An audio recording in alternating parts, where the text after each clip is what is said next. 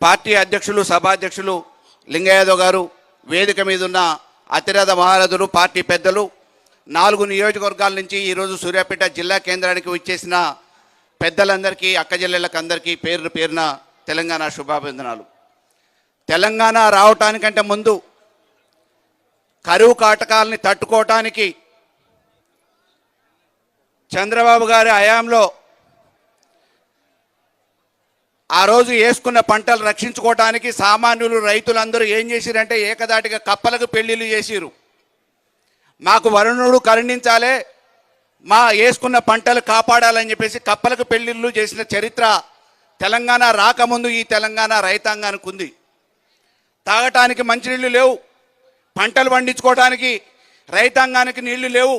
కటకట అంటున్న పరిస్థితులలో కప్పలే దిక్కని కప్పలకు పెళ్లిళ్ళు చేసిన చరిత్ర ఉన్న ఈ తెలంగాణలో కష్టపడి ప్రాణాలకు తెగించి సాధించుకున్న కేసీఆర్ గారి నాయకత్వంలో సాధించుకున్న ఈ తెలంగాణలో ఈరోజు అడుగడుగున ఎక్కడ చూసినా గోదావరి, కృష్ణమ్మ 2 గలగల బారుతుంటే, పచ్చని పొలాలతోని ధాన్యపు రాసులతోని తులతూగుతుంటే ఈ తెలంగాణ ఏదో మార్పు అని ఓట్లేసినాం. ఓట్లేసిన ప్రజానీకానికి ఈ 1 సంవత్సర కాలంలోనే ఎన్నో ఆశలతోని, గంపెడు కోరికలతోని వేసుకున్న పంటలు ఎండిపోతున్నాయి. మమ్మల్ని రక్షించే నాయకుడు ఎవరు? ఈరోజు కేటీఆర్ గారు వచ్చి పాదం మోపితే మాకు నీళ్లు వస్తాయి, ప్రభుత్వం కరుణిస్తుంది అని చెప్పేసి ప్రజలు ఆశగా ఎదురు చూస్తున్నారు. ఒకప్పుడు శ్రీరాముడు పాదయాత్ర చేసి రాయిని తాకితే రాయి అహల్యగా మారిందట. ఈరోజు తెలంగాణ నీళ్లు రావాలంటే, ఈ పచ్చని పొలాలు బతకాలంటే కేటీఆర్ రావాలని ప్రజలు కోరుకుంటున్నారు. తెలంగాణ యావత్ ప్రజానికం. ఎందుకు ఈ ప్రభుత్వాన్ని ఎన్ని మాటలన్నా దున్నపోతు మీద వర్షం కురిసినట్టుంది తప్ప కరుణించే పరిస్థితి లేదు. తెలంగాణ రైతాంగాన్ని కాపాడే పరిస్థితి లేదు. ఇవాళ గొంతిప్పి మాట్లాడే కేటీఆర్ గారు ప్రజలకు రావాలి, రైతాంగాన్ని ఆదుకోవాలంటే ఆయన చూసి ఆయన వేసే ప్రశ్నలకి, ఆయన చేసే దాడికి ఈరోజు ప్రభుత్వం దిగి వస్తుంది అని చెప్పేసి 1000 కళ్ళతోనే ఎదురు చూస్తున్నారు. రావన్న మీరు పొలాల దగ్గరికి ప్రయాణం కావాలి. మేమందరం రామబంటు సైన్యంగా మీకు ప్రయాణానికి సిద్ధంగా ఉంటాం.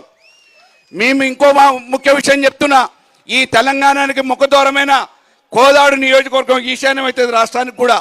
ఆ నుంచి మీరు పాదయాత్ర మొదలు పెట్టండి. మీ పాదయాత్ర ముగింపు అయ్యేంత వరకు క్షేమంగా ఈ ప్రభుత్వాన్ని అనుక్షణం నిలదీసి వాళ్ళ మెడలు వంచి ప్రజలు కోరుకున్న వాళ్ళు ఇచ్చిన హామీలు నెరవేర్చేంత వరకు, మీరు వేస్తున్న ప్రశ్నలకి వాళ్ళు తలవొగ్గి చేసేంత వరకు, రేపు ఎన్నికలు వచ్చేంత వరకు ప్రజల మధ్యలో ప్రయాణం చేయండి. మీకు బంటులుగా, హనుమంతుని సైన్యంగా మేము ఉంటాం. హైదరాబాద్కు మిమ్మల్ని క్షేమంగా చేరుస్తాం. ఆ తర్వాత ముఖ్యమంత్రిగా గులాబీ జెండా ఎగరాల్సిందే కేసీఆర్ గారు ముఖ్యమంత్రిగా. ఆ తర్వాత మీరు ఈ రాష్ట్రానికి భవిష్యత్తుగా మారాల్సిందే అని చెప్పేసి మా అందరి కార్యకర్తల విజ్ఞప్తి. అదే రకంగా ఈరోజు నీటిపారుదల శాఖ మంత్రి ఎక్కడో లేడు. ఈ ఉమ్మడి నల్లగొండ జిల్లాలోనే ఈ 2 నియోజకవర్గాలకే ఆయన మంత్రి, కాబోయే ముఖ్యమంత్రి అని చెప్పుకుంటాడు. కోదాడు, హుజూర్నగర్ దాటి ఈ నల్గొండ ఉమ్మడి జిల్లాలో కూడా ఏ నియోజకవర్గంలో అడుగు పెట్టనియరు. ఆయన ప్రయాణం చేయడు. కానీ రావాలంటే హెలికాప్టర్ ఉండాలి. శ్రీశైలంలో చచ్చిపోయిన వాళ్ళ మనుషుల్ని, శవాలను తీయాలంటే హెలికాప్టర్ ఖాళీగా ఉంటేనే పోతాడు.